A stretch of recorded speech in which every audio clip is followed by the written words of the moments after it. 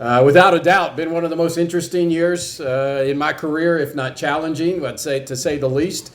I mean, I think back to the fall, the first day of school, we were hoping going into this school year that we would be beyond COVID. I know that was the original thought, but going into the school year with masks on was challenging and difficult, and a lot of controversy involved with that. But our staff, our students, our schools did an incredible job of doing that. It is the last day of school for students across our area, including JCPS, the largest district in Kentucky. Also graduation weekend for thousands of seniors, the first normal one in 3 years after COVID-19 created chaos. So let's bring in WDRB education reporter Kevin Wheatley with a look back at the school year and what we have learned. Kevin, let's jump right in. 6,500 students graduating over the next couple of days. What should they and their families expect? Like you said, it's going to look a lot more normal than it has been in recent years. Graduations are starting tonight for a lot of high schools, and some seniors are still working toward get those credits. Like you said, 6,500 seniors are going to be walking across that stage, but not all of them have all the credits that they need. So they're still going to have some time over the summer to make up all the classes that they need. We still don't know exactly how many are not going to graduate. We don't have a graduation rate right now for JCPS.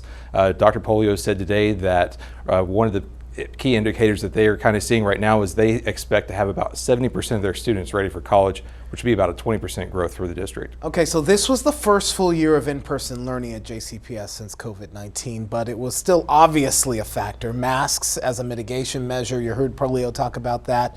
The learning loss, you and I have done some joint reporting on that. Pollio says it could take 5 years to really fix that process or right the ship.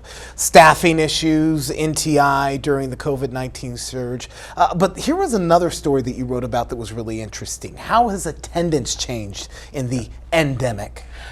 We're really seeing a really big problem with chronic absenteeism. That's where students miss about 10% of their learning time. And so right now there's about 30,000 students. That's about a third of the district. There's 90,000 plus students there, so a third of the district is considered chronically absent. Makes a huge impact. I want to take a moment and just let that sit in. Sometimes we say a lot of numbers, but they don't really stick.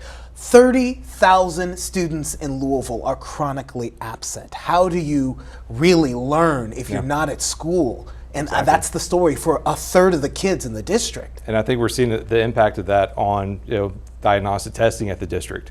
One of the things that I looked at last week was MAP measures of academic progress scores, and comparing those to the chronic absentee rates, there's only 10 schools that had higher chronic absentee rates than the district that met or exceeded 45% grade level in reading, 36% grade level in math. So strip down the numbers in layman's terms here. It means that if you're not going to school, your school is probably not performing well. Exactly. And most of the high schools that I saw, about 50%, a lot of them more than 50% chronic absentee rates. All right, education reporter Kevin Wheatley on top of this as always. You can read more on his story right now on WDRB.com.